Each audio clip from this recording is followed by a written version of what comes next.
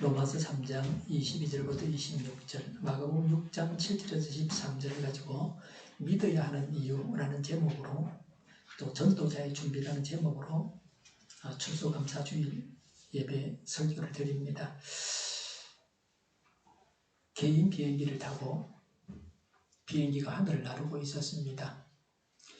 그 안에는 변호사, 의사, 신부, 어린아이 이렇게 조종사까지 해서 5명이 탔습니다.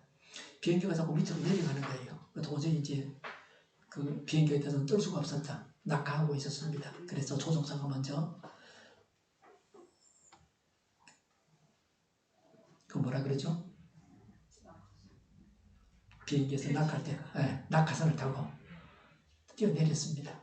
그 다음에 변호사, 의사가 내가 살아야 된다 그러면서 낙하산 타고 뛰어내렸습니다. 마지막에 어린이하고 신부하고 2사람이 남았는데, 신부가 하는 말이 나는 나이가 너무 많고 살 만큼 살았다. 이제 네가 낙하산 한 개밖에 없으니까 네가 타고 뛰어내리라. 그러니까 애가 하는 말이, 신부님 아니에요. 저 앞에 한 사람이 자기 책가방 메고 뛰어내렸다는 거예요. 그래서 낙하산이 2개 남았다는 겁니다. 앞에 내린 사람이 어린애 책가방을 메고 뛰어내렸다. 낙하산이 2개 남았으니까 걱정해봐라. 우리가 하나씩 메고 내리면 된다. 그랬답니다. 오늘은 추수감사주일입니다. 추수해서 먹을 것이 풍성하게 하신 하나님께 감사를 드립니다. 한 해 동안 하나님께서 베푸신 은혜에 감사를 드립니다. 내년에도 더 많은 감사가 넘쳐나기를 바랍니다. 예수님을 믿어야 하는 이유가 무엇입니까? 로마서 3장 22절부터 26절에 말씀하고 있습니다. 출생하는 순간에 탯줄을 잘라줘야 합니다. 그때를 놓치고 자르지 못하면 한 인간으로 자립하지 못합니다. 출생한 후에는 더 이상 탯줄에 의존해서 살아갈 수 없습니다. 탯줄을 달고 있으면 심각한 위험이 있습니다. 탯줄은 뱃속에 있을 때는 생명줄입니다. 그러나 출산 후에는 잘라내야 살 수 있습니다. 마찬가지로 사람은 예수님을 믿을 때 비로소 제대로 정리가 됩니다.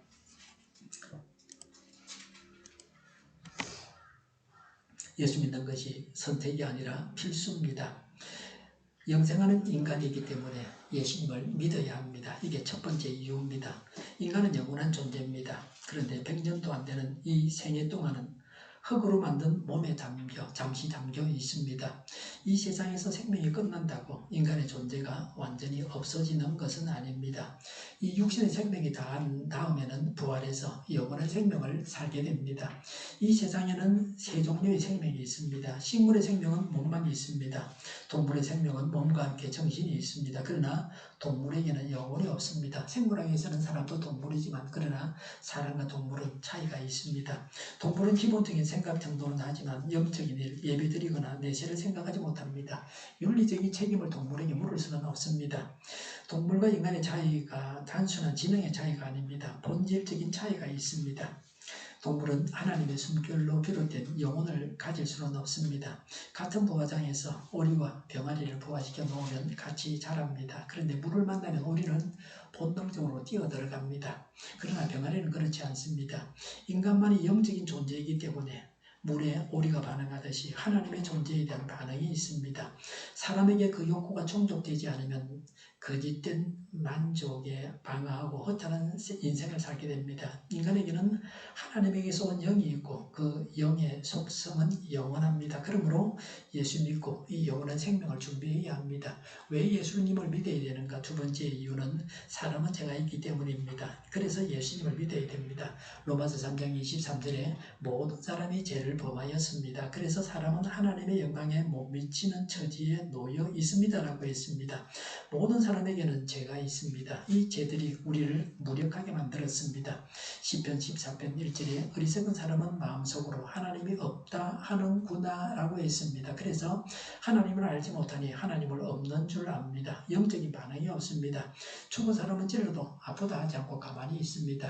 죄로 죽은 영은 영적인 기능이 정지되어서 멸망의 길을 가면서도 알지 못합니다. 죄는 종류가 2가지입니다. 원죄와 자범죄입니다. 이사야 53장 5절에 그러나 그가 찔린 것은 우리의 허물 때문이고 그가 상처를 받은 것은 우리의 악함 때문이다. 그가 징계를 받음으로써 우리가 평안을 누리고 그가 매를 맞음으로써 우리의 병이 나았다라고 하신 말씀에서 허물은 원죄를 말하는 것입니다. 단순히 아담 하와가 지은 죄가 아니라 우리가 바로 그 상황에서 끊임없이 저지르고 있는 죄입니다. 지금도 우리는 육신의 정욕과 안목의 정욕과 이생의 자랑을 따라서 결정하고 감각적으로 유혹을 받아서 여전히 선악과를 따먹으면서 살고 있습니다. 원죄는 우리 인간성 깊이 흘러내리는 죄로 향하는 경향성입니다. 원죄가 예수님의 찔림과 죽으심의 원인입니다. 그러므로 이 원죄를 해결하지 않으면 죽임을 당합니다. 원죄의 해결은 예수님의 십자가 대속의 은혜를 믿고 성결의 은혜를 받으면 됩니다. 요한복음 3장 16절에 하나님께서 세상을 이처럼 사랑하셔서 외아들을 주셨으니 이는 그를 믿는 사람마다 멸망하지 않고 영생을 얻게 하려는 것이다 라고 했습니다. 우리의 원죄를 단순한 신앙 고백만으로 해결할 수 있는 불공정한 거래는 우리의 의에 의해서가 아니라 하나님의 사랑으로만 가능합니다. 자범죄는 우리가 스스로 지은 죄를 말하는 겁니다. 예수님께서 당하신 고난의 원인이 자범죄입니다. 우리가 스스로 지은 죄입니다. 이걸 해결하지 않으면 구원을 잃는 것은 아니지만은 상하고 고통당하고 그리고 복이 없습니다. 자기가 지은 죄는 예수님 앞에 고백하고 용서를 받아야 됩니다. 이 죄의 해결을 위해서 예수님을 믿어야 합니다. 세상에서는 나는 죄 안 지었다고 끝까지 버티는데 하나님 앞에서 그렇게 해서는 안 됩니다. 믿는 사람은 그렇게 할 수 없습니다. 죄를 고르고 용서받으면 되죠. 죄 없는 사람이 어디 있습니까? 자살하면 자기를 죽이는 살인죄를 한 번 더 짓는 겁니다. 그건 일본 사람들, 일본 무사들이 자기를 하면 제가 용서받는 것처럼 생각하는데 그건 자기들 생각이에요. 하나님 생각은 그게 아닙니다. 예수 믿는 사람은 그렇게 하면 안 돼요. 죄가 있으면 감옥 갔다 오면 돼요. 죄 없는 사람이 어디 있어요. 많이 먹은 사람도 있고 적게 먹은 사람도 있고 큰 죄도 있고 작은 죄도 있는데 그게 문제가 아닙니다. 죄가 있다고 말이지 자살하고 그거 안 됩니다. 그건 잘못된 겁니다. 바로 잡아야 됩니다. 세 번째는 예수 믿어야 될 이유가 세 번째는 하나님의 심판이 있기 때문에 예수님을 믿어야 됩니다. 히틀러가 세계를 정복할 줄 알았습니다. 그러나 망하고 말았습니다. 일본이 세계를 제패하는 줄 알았지만 원자폭탄 한 방에 끝나고 말았습니다. 공산주의가 일어날 때에 그 붉은 세력이 교회를 말살하고 세상을 집어삼킬 줄 알았습니다. 그런데 70년 만에 공산주의가 망하고 말았습니다. 한국에서는 아직도 공산주의자들이 덕실거리지만 말이죠. 일의 결론이 날 때가 있습니다. 추수 때가 있습니다. 이 세상을 누구나 열심히 살고 그 결과를 점검받습니다. 그런데 누구든지 이 심판대 앞에 서서 법대로 심판을 받으면 다 형벌을 받게 되어 있습니다. 법정에 세워가지고 털기 시작하면 다 죄가 있습니다. 법은 아주 준엄하거든요. 그래서 몇십 년도 살게 됩니다. 오늘 본문의 말씀대로 모든 사람의 죄를 범했습니다. 그리고 모든 죄의 삭선, 죄의 대가는 사망입니다. 크고 작은 죄를 구별하는 것은 인간의 시각일 뿐입니다. 신약 성경에 보면 거짓말 몇 마디 했다고 죽이고 그런 경우도 있습니다. 하나님의 기준과 사람의 기준이 다릅니다. 큰 바위를 바다에 던지면 빠져가라 않습니다. 작은 돌도 마침내 모래알갱이도 그렇습니다. 죄는 크든 작든 모두 멸망의 원인입니다. 인간이 비교적 죄를 짓기 지을 수는 있을지 모르지만 죄 없는 사람은 없습니다. 그러니 누구나 심판대 앞에 서질 말아야지. 심판대 앞에 서면 사망에 이르게 됩니다. 요한복음 5장 24절에 내가 진정으로 너희에게 말한다. 내 말을 듣고 또 나를 보내신 분을 믿는 사람은 영원한 생명을 가지고 있고 심판을 받지 않는다. 그는 죽음에서 생명으로 옮겨갔다고 했습니다. 예수님을 믿는 사람은 그걸로 심판을 면제받습니다. 신앙을 고백하면 원죄가 가져다주는 죽음의 문턱을 무시험 통과합니다. 전혀 새로운 법입니다. 죄가 없어서 구원받는 것이 아닙니다. 죄가 있으나 심판대에 기소되지 않고 면제되는 겁니다. 예수님을 믿는 것은 심판에 합격되려는 것이 아닙니다. 심판을 면하기 위해서입니다. 예수 믿고 무시험 통과하실 겁니까? 아니면 자신의 의를 이루어서 시험에 합격해 보시렵니까? 여기 기록된 인간의 어리석은 모습을 좀 보십시오. 로마서 10장 3절에 그들은 하나님의 의를 알지 못하고 자기 자신들의 의를 세우려고 힘을 쓰므로써 하나님의 의에 복종하지 않게 되었습니다. 라고 했습니다. 자기의 의로는 통과를 못할 심판이 있으므로 누구든지 예수님을 믿어서 하나님의 의를 덧입어야 합니다. 심판대 앞에 서지 않기 위해서 꼭 예수님을 믿어야 합니다. 지옥과 천국이 있기 때문에 예수님을 믿어야 됩니다. 이것이 예수 믿어야 될 네 번째 이유입니다. 내 죄는 분명히 있습니다. 하루 살 일은 하루만 살기 때문에 내일을 모릅니다. 그래도 내일은 있는 겁니다. 메뚜기는 한 해만 살기 때문에 내년을 모릅니다. 그래도 내년은 있습니다. 이와 같이 인간이 내세를 몰라도 내세는 꼭 있습니다. 성도들은 사랑의 하나님이 어찌 고통의 장소인 지옥을 만드셨을까 하고 오해합니다. 이단 중에는 지옥 없다 그러는 이단도 있어요. 하나님이 사랑이니까. 그 하나님의 정의를 몰라서 하는 거예요. 요새 우리나라도 뭐 사형제 집행을 안 하는데 해야 될 필요성도 있어요. 보면요.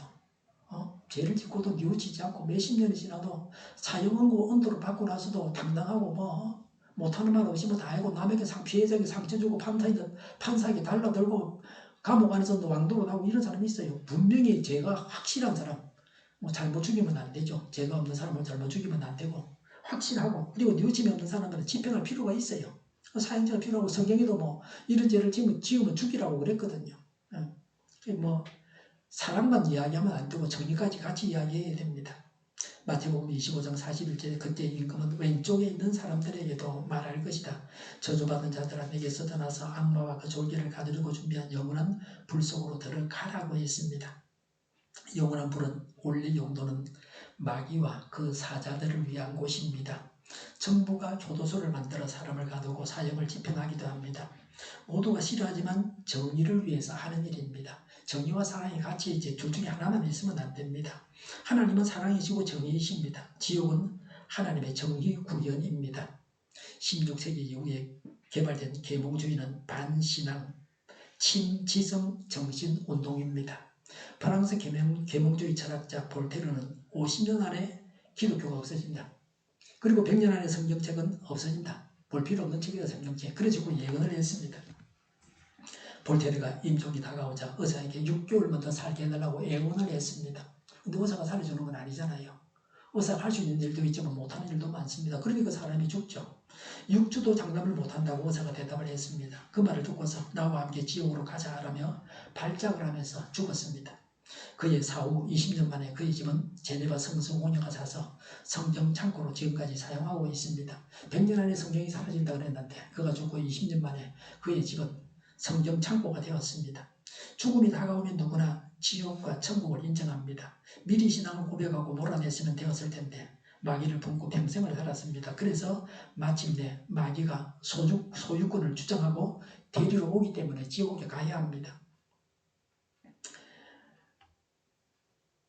요한복음 14장 6절에 예수께서 그에게 말씀하셨다. 나는 길이요 진리요 생명이다. 나를 그치지 않고서는 아무도 아버지께로 갈 사람이 없다고 했습니다.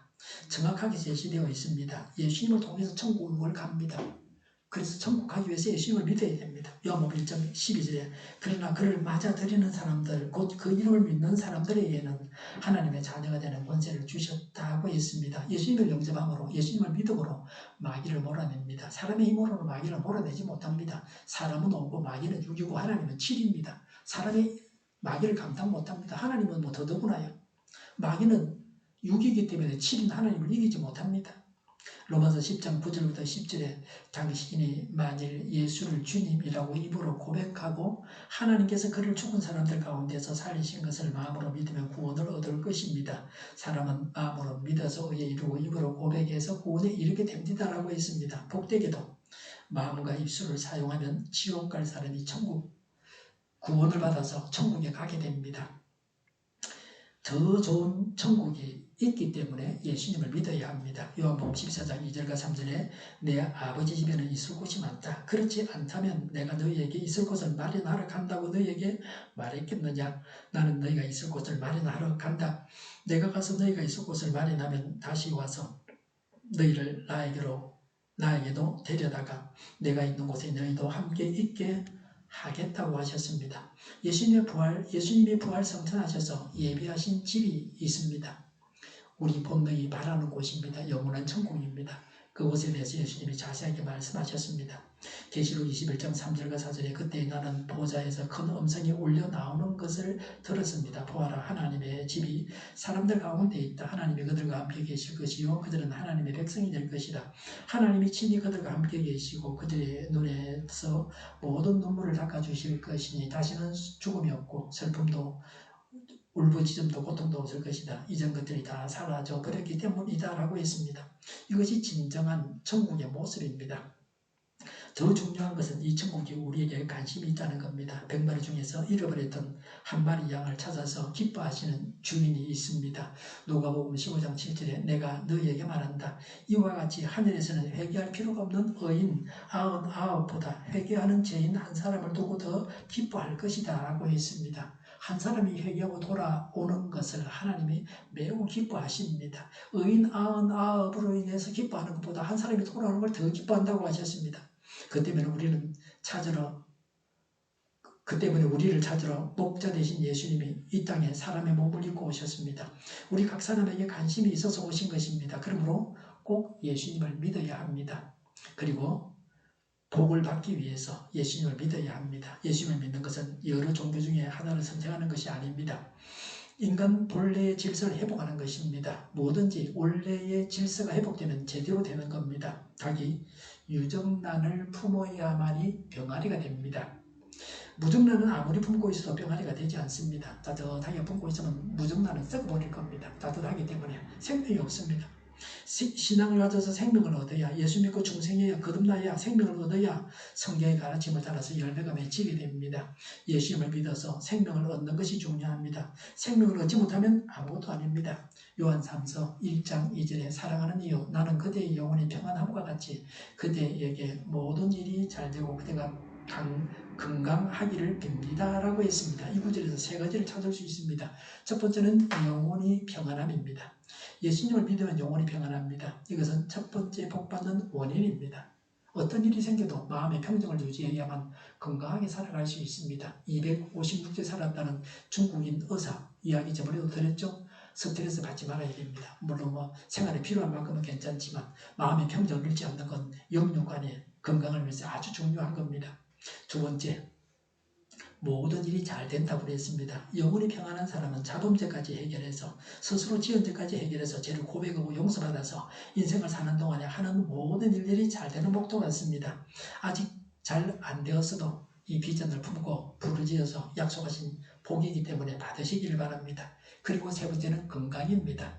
구원을 받을 때 자범죄의 문제까지 해결됩니다. 스스로 지은 죄의 문제까지 해결됩니다. 그러므로 우리의 고난을 대신 짊어지고 예수님께 몸과 정신의 질병을 고침받아서 건강의 은혜를 누리시기를 바랍니다. 수직적으로 역사를 살펴보아도 수평적으로 세상을 둘러봐도 예수 잘 믿는 세대의 복이 있습니다. 예수 잘 믿는 곳에 복이 있습니다. 지금도 신앙을 가진 사람들이 복을 누리고 있습니다. 우리 교단은 사중복음으로 해서 신유의 복음이 있습니다. 병고침 받는 거죠. 기도해서 믿음으로 병고침 받는 겁니다.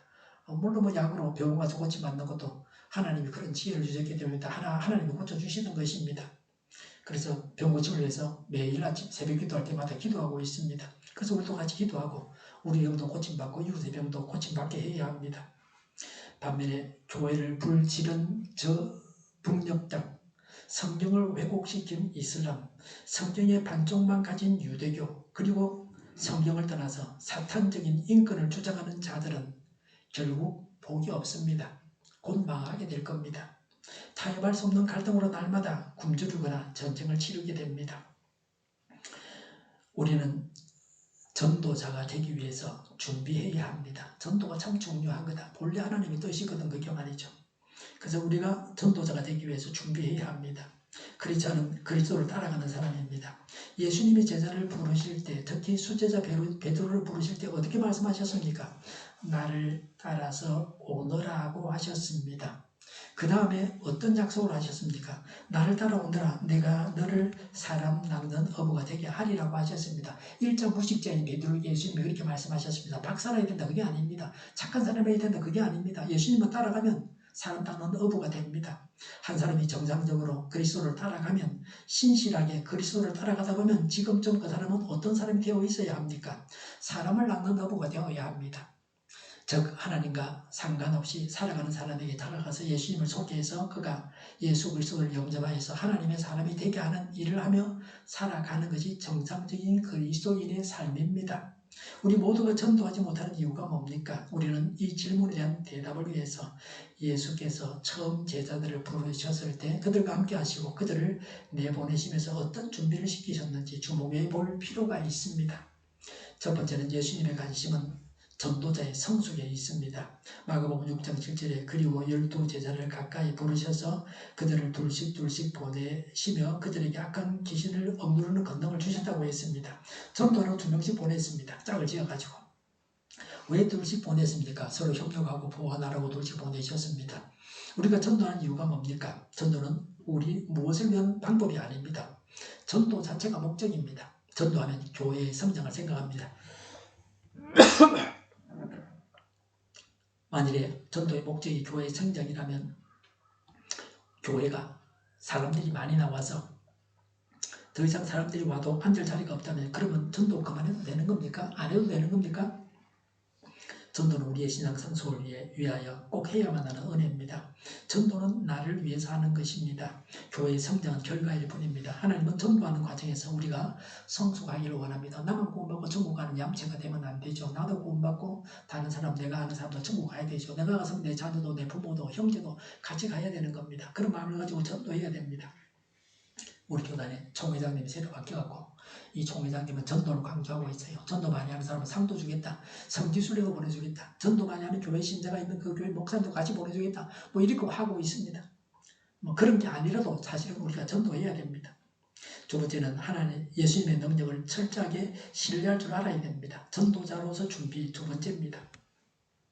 마가복음 6장 8절과 9절에 그리고 그들에게 명하시기를 길을 떠날 때에는 지팡이 하나밖에는 아무것도 가지고 가지 말고 빵이나 자루도 지니지 말고 전대에 동전도 넣어가지 말고 다만 신발은 신되 옷은 2벌 가지지 말라고 하셨습니다. 지팡이와 신발 2가지만 가라고 했습니다. 예루살렘은 언덕 위에 세워진 도시입니다. 해발 750m나 되는 고지대에 건설되었습니다. 반면에 사해는 해저 398m나 내려가는 그런 곳입니다. 세계에서 가장 낮은 곳입니다. 예루살렘과 사해는 가장 높은 곳과 가장 낮은 곳입니다. 그 사이에는 사막이 있습니다. 이런 데를 왔다 갔다 해야 됩니다. 이스라엘은 아주 작은 나라입니다. 땅 규모가 우리나라 경상도 정도 크기밖에 안 될 겁니다. 그런데 지형이 험악합니다. 이 지역을 다니려면 지팡이와 신발이 꼭 필요합니다. 최소한의 준비만 하라는 겁니다. 전대로 말하면 전대는 오늘날 지갑입니다. 지갑 안 가져가면 안 되고 요새는 어디 나갈 때 교통카드 안 가져가면 버스 못 탄다. 아주 복잡해져요. 근데 그냥 가라고 그렇게 말씀하고 있습니다. 최소한의 준비만 하고 나머지를 걱정하지 말고 하나님 믿고 의지하라는 말씀입니다. 전도자에게 필요한 것은 단순한 삶입니다. 그래야 하나님을 의지합니다. 방법이 없어야 하나님을 의지하게 됩니다. 생활에 필요한 것만 딱 채우면 되지 그 외에 복잡한 거 생각할 필요가 없습니다. 먹을 거 있으면 되는 거지 그게 맛이 어떠니 단이 짜니 그런 짠 거는 좀 곤란하지만 꼭 단 것만 먹어야 된다. 그게 몸에 좋은 것도 아닙니다. 길이 없으면 하나님을 의지하게 됩니다. 종종 선교지에서 기적이 일어났다는 선교사님들의 보고를 듣습니다. 그때 어떤 생각이 드십니까? 선교지에서 일어나는 기적이 우리 교회에도 지금 우리에게도 왜 그런 기적이 일어나지 않습니까? 여기서도 기적이 일어날 수 있다고 믿습니다. 선교사님들처럼 전적인 순종을 통해서 복음 전선에 최전선에 살 때에 하나님은 거기에서 전능하신 능력을 주십니다. 전도 명령 앞에 순종하면 기적은 어디에서도 여기에서도 일어납니다. 전도하는 여인이 집에 왔는데 세탁기가 안 돌아간다. 남편이 곧 들어올 텐데 말이죠. 그래서 붙잡고 기도하니까 세탁기가 돌아갔다. 그런 간증도 저는 기억이 납니다. 전도하는 사람에게 하나님의 기적을 행하십니다. 자기 볼일 보러 다니고 자기만 위해서 하는 사람에게 하나님이 그렇게 적극적으로 도와주실 필요가 있겠습니까? 그러나 하나님의 일을 하는 사람이 하나님 기도하면 하나님께서 이루어 주십니다. 세 번째로 환전과 핍박을 받을 각오를 하셔야 됩니다. 전도자의 준비로서 세 번째입니다. 마가복음 6장 10절에 또 그들에게 말씀하셨다. 어디서 어느 집에 들어가든지 그곳을 떠날 때까지 거기에 머물러 있으라고 했습니다. 어떤 집에 가면 수고하십니다. 저희 집에 머물러 주십시오. 너무너무 대접을 받고 환영을 받습니다. 그러면 얼마나 좋겠습니까? 그런데 항상 환영만 받고 있는 것은 아닙니다. 많은 경우 전혀 기대하지 않았던 냉담한 거절과 비방을 받을 수도 있습니다. 마가복음 6장 11절에 어느 곳에서든지 너희를 영접하지 않거든 너희의 말을 듣지 않거든 그곳을 떠날 때에 너희의 발에 묻은 먼지를 떨어서 그들을 고발한 증거물로 삼아라고 했습니다. 먼지는 새 속에 있는 죄악을 말하는 겁니다. 사람들이 예수님을 영접하지 않고 복음을 거절하는 가장 중요한 이유가 있습니다. 복음을 거절하는 가장 중요한 이유는 죄를 사랑하기 때문입니다. 그래서 발에 있는 먼지를 떤다는 것은 당신의 죄악에 나는 참여할 수 없다는 겁니다. 사람을 버리라는 것이 아닙니다. 사람을 떨쳐버리라는 것이 아니고 죄를 떨쳐버리는 겁니다.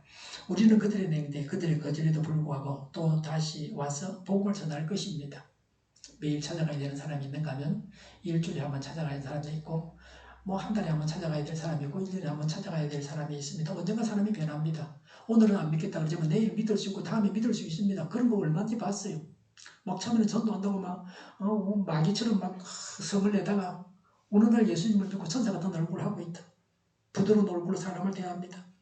그래서 기회를 봐서 그때 열매를 거둘 수 있을 때 전하고 그래서 예수 믿게 해야 됩니다. 그리고 그들을 사랑한다고 우리는 말할 것입니다. 그리고 심판날에 하나님 앞에 설 수 있도록 준비하라고 계속 촉구해야 합니다. 핍박은 더해질 수도 있습니다. 더 큰 핍박을 받을 수 있습니다. 심지어 전도하다가 목숨을 잃어버릴 수도 있습니다. 그러나 이 끊임없는 사랑으로 다가서는 것, 이것이 진정한 전도자의 준비입니다. 예수님을 믿고 우리가 예수님을 전해야 합니다. 앞으로 당분간 총리에서 제공하는 원고를 가지고서 전도 설교를 제가 계속하려고 합니다. 기도하겠습니다. 예수님을 믿게 하시고 예수님을 전하게 하옵소서. 저희가 강물처럼 흘러가게 하여 주시옵소서.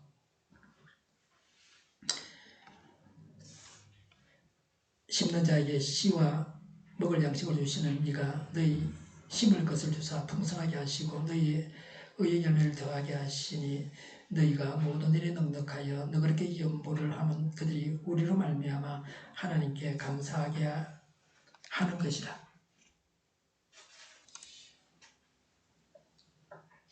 교회가 분열되지 않고 하나가 되게 하여 주시옵소서. 교회가 한 목소리를 내게 하옵소서. 전쟁이 그치고 평화가 오게 하여 주시옵소서. 성경을 대적하는 자가 없어지게 하여 주시옵소서. 주사파와 공산당과 이적단체들과 적과 통일로 나아가게 하는 자들이 없게 하옵소서. 이 땅에 다시는 전쟁이 일어나지 않게 하옵소서. 적과 통일되지 않게 하옵소서. 자유민주 국가로 전쟁이 아닌 평화롭게 통일을 이루게 하여 주시옵소서. 하나님을 대적하는 법과 있어는 안 될 법을 만들지 않게 하옵소서. 있어야 할 법을 폐기하지 않게 하옵소서. 재판이 지연되지 않게 하옵소서. 정의로운 판결이 내려지게 하옵소서. 정치적 판결하는 자들과 악한 판결하는 자들이 사라지게 하여 주시옵소서. 일하는 자들이 정당한 대우를 받게 하여 주시옵소서. 놀고 먹는 자가 없게 하여 주시옵소서. 일을 만드는 자가 아니고 일을 하는 자가 되게 하여 주시옵소서. 파업과 시위가 그치게 하옵소서. 눈먼 지도자, 악한 지도자, 자기 배만 부르는 지도자가 사라지게 하여 주시옵소서. 앞을 보고 서다가 손밀에 살고 앞길을 제시하고 섬기는 지도자만 있게 하여 주시옵소서. 하나님께서 주신 건세로 섬기는 자가 강해지게 하여 주시옵소서. 지도자들과 이 백성들에게 선한 것을 분별하는 지혜를 주옵소서. 나아갈 길을 알게 하시고 취할 것과 버릴 것을 알고 행하여 흥하게 하옵소서. 적절한 때에 고칠 것을 고치게 하옵소서. 업무방해가 없게 하시고 업무에 충실하게 하옵소서. 쓰레기 더미를 뒤지지 말고 성경에서 보물을 찾게 하옵소서. 기도하는 기쁨, 응답받는 기쁨, 성도들이 모여서 교제하는 기쁨, 말씀해 주는 기쁨, 예배드리는 기쁨을 누리게 하옵소서. 우리 동일교회가 만구는 집 하게 하여 주시옵소서. 저희의 간절한 간구에 응답하여 주시옵소서. 예수 이름으로 영원히 모든 병만을 물러가고 몸의 모든 부분들을 온전하게 될지어다. 신유의 기적을 베푸셔서 지금도 저희의 질병을 고쳐주시옵소서. 병중에 있는 모든 자들을 고치시고 온전케 하여 주시옵소서. 갇힌 자가 풀려나게 하여 주시옵소서. 저희와 교회의 나라의 민족을 불쌍히 여겨 주시옵소서. 모든 악한 것들을 제거하여 주시옵소서. 하나님께서 기뻐하시는 교회와 나라가 되게 하시며 경제가 나아지고 형성수지와 무역수지 억제를 유지하게 하시며 출산율이 올라가고 출산의 기쁨을 누리게 하여 주시옵소서. 가공음식들이 건강하게 하는 먹을거리가 되게 하옵소서. 늘 맑은 공기를 마실 수 있게 하여 주시옵소서. 우리의 문제들이 해결되게 하여 주시옵소서. 성들 앞이 열리고 학교의 영광을 누리게 하옵소서. 우리나라가 마약 청정국이 되게 하시며 부산 엑스포를 유치하게 하여 주시옵소서. 국가부채, 안전부채, 가계부채, 기업부채, 각종 부채를 다 갚게 하옵소서. 허경과 자지공급이 원활하게 하여 주시옵소서. 주 예수 그리스도의 은혜와 하나님의 사랑과 성령의 사귐이 예수 믿고 예수님을 전하겠다고 다짐하는 모두와 함께하기를 빕니다. 아멘.